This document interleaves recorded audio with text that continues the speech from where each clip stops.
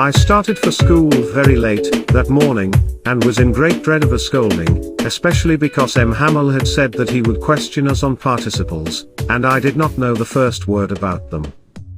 For a moment I thought of running away, and spending the day out of doors. It was so warm, so bright. The birds were chirping at the edge of the woods. And in the open field back of the sawmill, the Prussian soldiers were drilling. It was all much more tempting than the rule for participles. But I had the strength to resist, and hurried off to school. When I passed the town hall, there was a crowd in front of the bulletin board. For the last 2 years, all our bad news had come from there. The lost battles, the draft, the orders of commanding officer. And I thought to myself, without stopping, what can be the matter now? Then, as I hurried by as fast as I could go, the blacksmith, Wachter, who was there, with his apprentice, reading the bulletin, called after me. "Don't go so fast, boy. You'll get to your school in plenty of time." I thought he was making fun of me, and reached M. Hamel's little garden all out of breath. Usually when school began, there was a great bustle, which could be heard out in the street.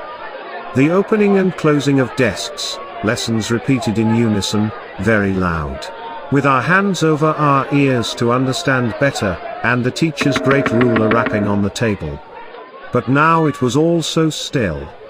I had counted on the commotion to get to my desk without being seen. But, of course, that day, everything had to be as quiet as Sunday morning. Through the window I saw my classmates, already in their places, and M. Hamel walking up and down, with his terrible iron ruler under his arm. I had to open the door and go in before everybody. You can imagine how I blushed, and how frightened I was. But nothing happened. M. Hamel saw me and said very kindly, "Go to your place quickly, little Franz. We were beginning without you." I jumped over the bench and sat down at my desk. Not till then, when I had got a little over my fright, did I see that our teacher had on his beautiful green coat, his frilled shirt, and the little black silk cap, all embroidered, that he never wore except on inspection and prize days. Besides, the whole school seemed so strange and solemn. But the thing that surprised me most was to see, on the back benches that were always empty, the village people sitting quietly like ourselves. Old Hauser, with his three-cornered hat, the former mayor, the former postmaster, and several others besides. Everybody looked sad. And Hauser had brought an old primer, thumbed at the edges. And he held it open on his knees with his great spectacles lying across the pages. While I was wondering about it all, M. Hamel mounted his chair, and in the same grave and gentle tone which he had used to me, said, "My children, this is the last lesson I shall give you. The order has come from Berlin to teach only German in the schools of Alsace and Lorraine. The new master comes tomorrow. This is your last French lesson. I want you to be very attentive." What a thunderclap these words were to me. Oh, the wretches. That was what they had put up at the town hall. My last French lesson. Why, I hardly knew how to write. I should never learn any more. I must stop there then. Oh, how sorry I was for not learning my lessons, for seeking birds' eggs, or going sliding on the Saar. My books, that had seemed such a nuisance a while ago, so heavy to carry, my grammar, and my history of the saints, were old friends now that I couldn't give up. And M. Hamel, too. The idea that he was going away, that I should never see him again, made me forget all about his ruler and how cranky he was. Poor man. It was in honor of this last lesson that he had put on his fine Sunday clothes, and now I understood why the old men of the village were sitting there in the back of the room. It was because they were sorry, too, that they had not gone to school more. It was their way of thanking our master for his 40 years of faithful service and of showing their respect for the country that was theirs no more. While I was thinking of all this, I heard my name called. It was my turn to recite.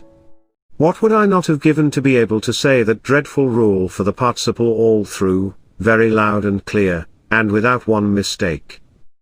But I got mixed up on the first words and stood there, holding on to my desk. My heart beating, and not daring to look up. I heard M. Hamel say to me, "I won't scold you, little Franz. You must feel bad enough. See how it is? Every day we have said to ourselves, bah, I've plenty of time. I'll learn it tomorrow. And now you see where we've come out. Ah, that's the great trouble with Alsace. She puts off learning till tomorrow. Now those fellows out there will have the right to say to you, how is it, you pretend to be Frenchmen, and yet you can neither speak, nor write, your own language. But you are not the worse, poor little Franz. We've all a great deal to reproach ourselves with. Your parents were not anxious enough to have you learn. They preferred to put you to work on a farm, or at the mills, so as to have a little more money, and I've been to blame also. Have I not often sent you to water my flowers, instead of learning your lessons? And when I wanted to go fishing, did I not just give you a holiday?" Then, from one thing to another, M. Hamel went on to talk of the French language, saying that it was the most beautiful language in the world. The clearest, the most logical. That we must guard it among us and never forget it, because when people are enslaved, as long as they hold fast to their language, it is as if they had the key to their prison. Then he opened a grammar, and read us our lesson.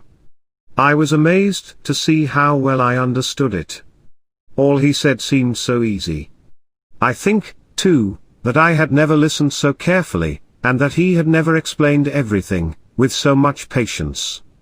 It seemed almost as if the poor man wanted to give all he knew, before going away. And to put it all into our heads, at one stroke. After the grammar, we had a lesson in writing.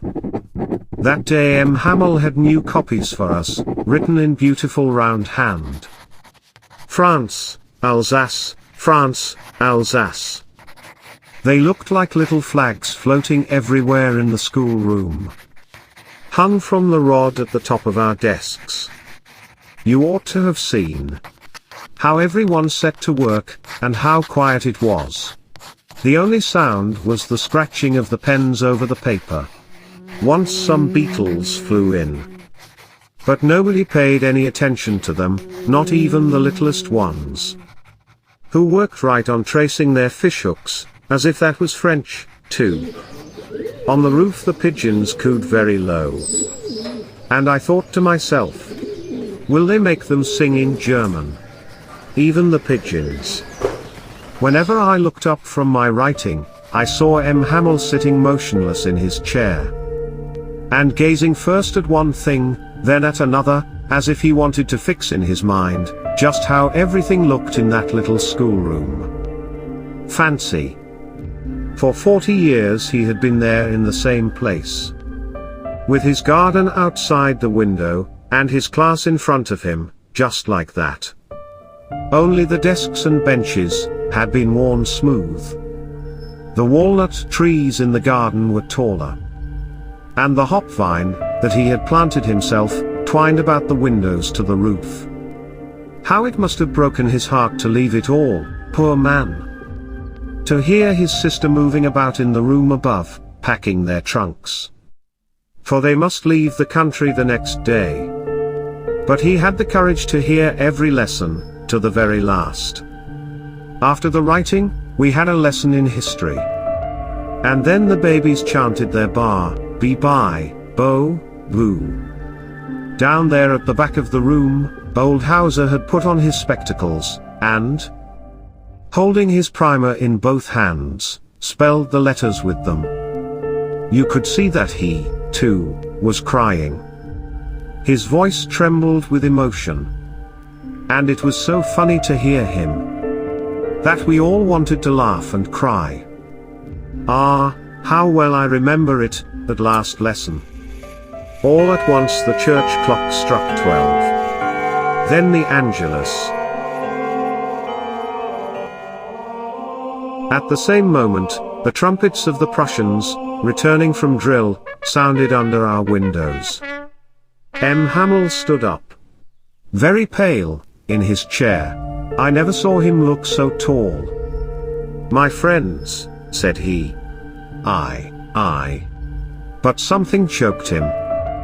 He could not go on. Then he turned to the blackboard, took a piece of chalk, and bearing on with all his might, he wrote as large as he could, "Vive la France." Then he stopped, and leaned his head against the wall. And, without a word, he made a gesture to us, with his hand. "School is dismissed. You may go. You may go.